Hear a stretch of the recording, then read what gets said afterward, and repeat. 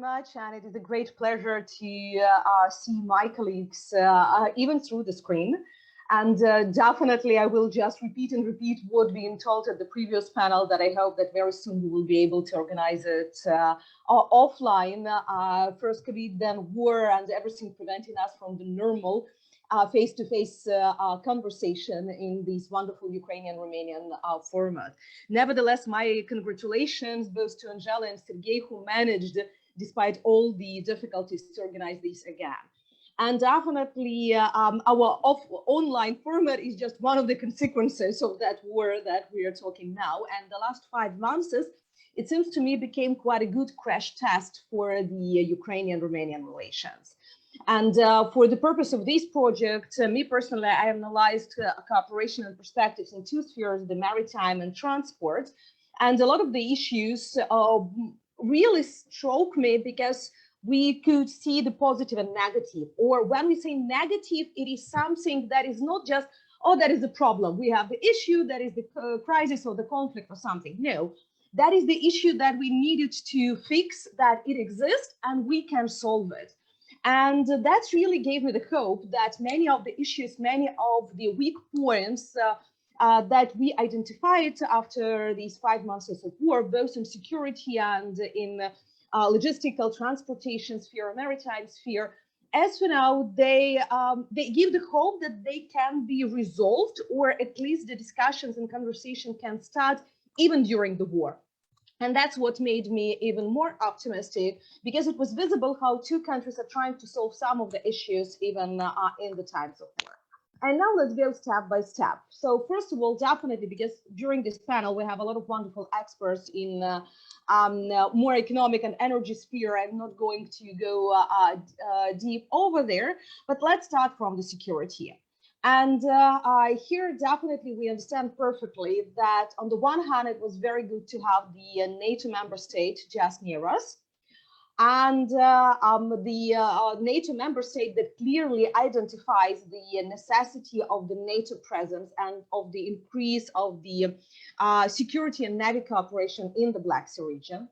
But at the same time, the current arrangements also demonstrated that de facto, we didn't have a lot of the bilateral, except of the previously riverine exercises that we used to have for the Black Sea and the Danube for 3 years. That most of our cooperation in this sphere were just in the frame of NATO. And there we had other member states that were not eager in the same way to project NATO presence in the Black Sea.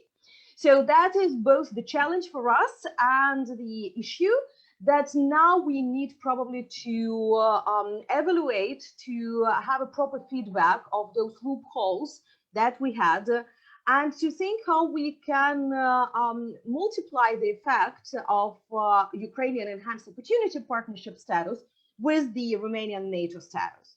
And definitely the latest events and signing of the grain deal demonstrated the weaknesses that both countries have, or the capabilities that we need, including the reconnaissance, monitor, surveillance of the airspace over the Black Sea, including the entrance to the Danube river in all the channels, including the problems of the safety of navigations in the western part of the Black Sea, including demining, because with the Russian mines in the Black Sea, that became a problem not only for Ukraine, but for Romania as well. And even that usually we are thinking about this as the national problems or national threats and challenges.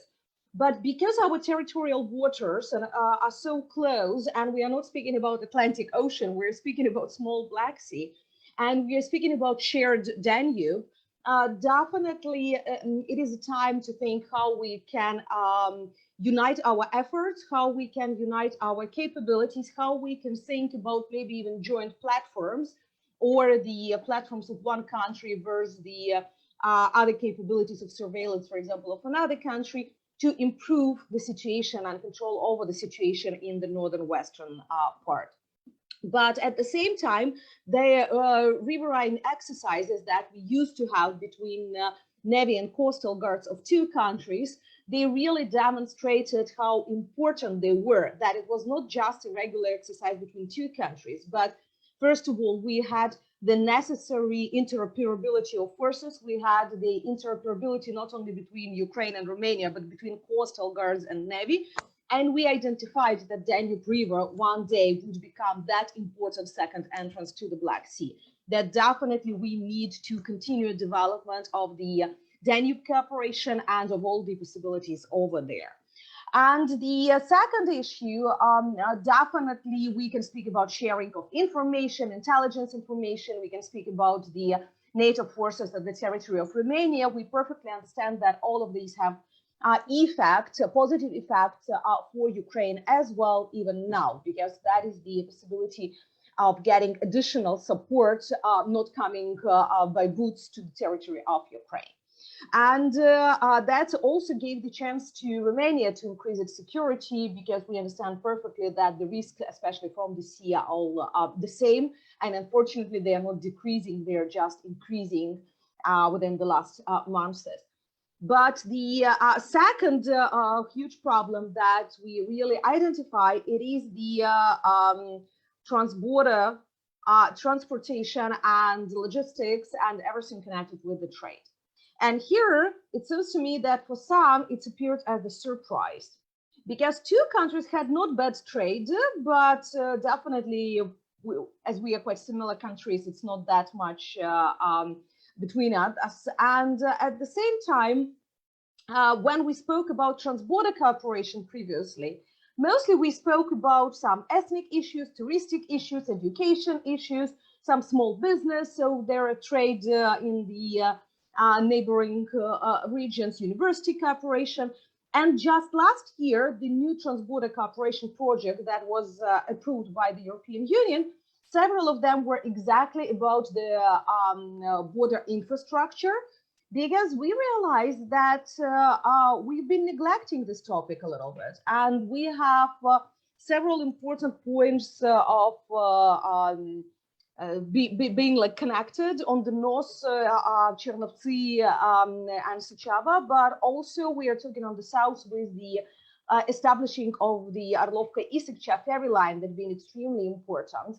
But at the same time, we had quite a small border control, not for the same capacities. We had roads and the whole infrastructure not being ready for the trade, big tracks and everything. So the all this logistical infrastructure was absent there, because nobody really cared about these capacities that one day can appear, volumes of trade. And definitely our railway.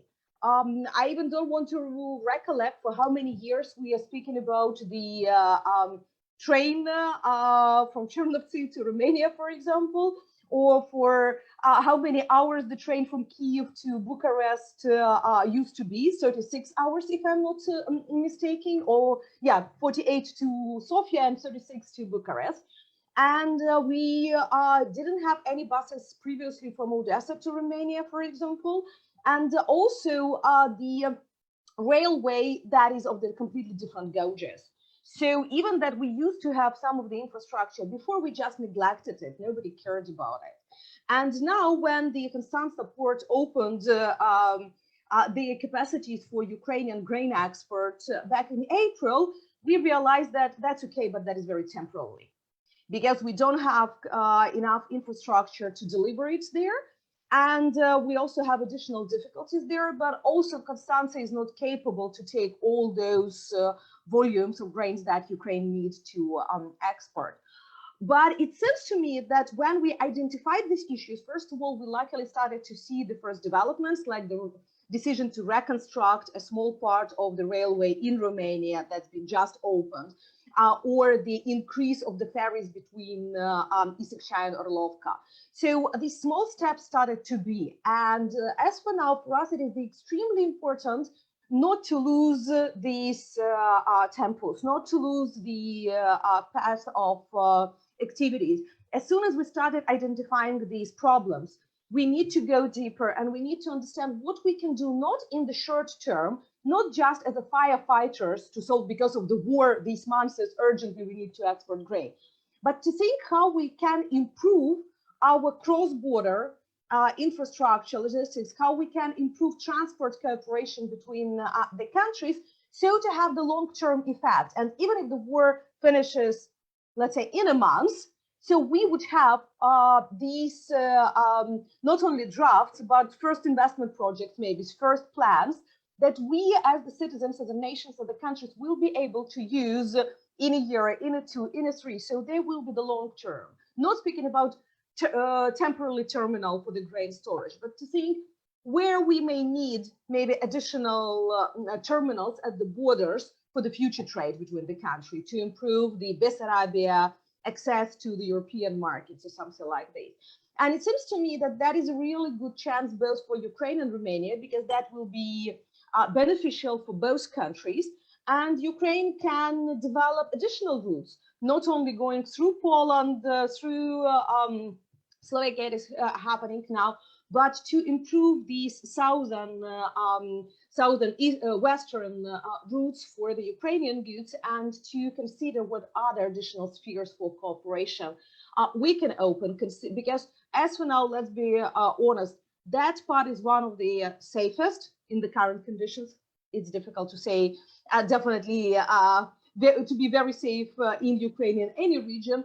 But still, we see that the capacities of the Ukrainian-Romanian border of that region that are on the border, they are in the better condition than many others. So definitely, that is a good chance to think about the future, not only about nowadays.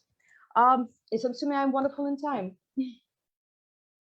I think if you would like to say a few more things, we can accommodate it. Mm-hmm. Even like this. Wonderful. I will just make a few small additions about the security sphere, going a little bit even wider than the current situation. And would like to remind that for many years, we as the experts from two countries and some of our politicians as well, talked about the necessity of the NATO Black Sea strategy. And for many years, we heard that, okay, let's wait for the new strategic concept that should be the main framework for the North Atlantic Treaty Organization work for the future. And then maybe it would be time for the regional concept. Now we finally have the new Madrid concept. And that is the good time to remind and to use the ideas that we had previously. To speak about the new NATO strategy, even understanding all the difficulties that we have as for now, the vision of some countries not to provoke Russia or wherever, but that's the question of not provoking. It is the question, first of all, of identifying how NATO sees the Black Sea as the integral part or just as the neighboring, that everything is finishes at the coast of Romania, Bulgaria, and Turkey. And here it seems to me that interests of Romania and Ukraine coincide. We think very similar that we need to have a greater presence over here. And when we say about greater presence, it doesn't mean that suddenly we would have 25 ships of NATO countries in the waters. Definitely not. NATO is much more than just military presence in any part of the world. And especially as we read the new strategic concept, we see all the issues about, for example, climate as an important part for the future security, because a lot of things about forces deployment, they really depend, or the reaction to the natural disasters. And that is the issues that Ukraine and Romania share as well. And that is the issue that will come in the Black Sea more and more. Also, when we will speak about the future development of the Black Sea in terms of demining, in terms of the surveillance, in terms of the new capabilities, that's as well, because we understand and we see how the warfare is changing and what are the new developments important over here. How to protect the Snake Island, because it's too close to the Romanian territorial border. So it seems to me that definitely now it is also a very good time for Ukraine and Romania to sit and think together how we can promote the idea of the Black Sea strategy within NATO to use the opportunities of the new status of Ukraine, of the new security situation, of the new strategic concept, and to present a joint vision for this issue.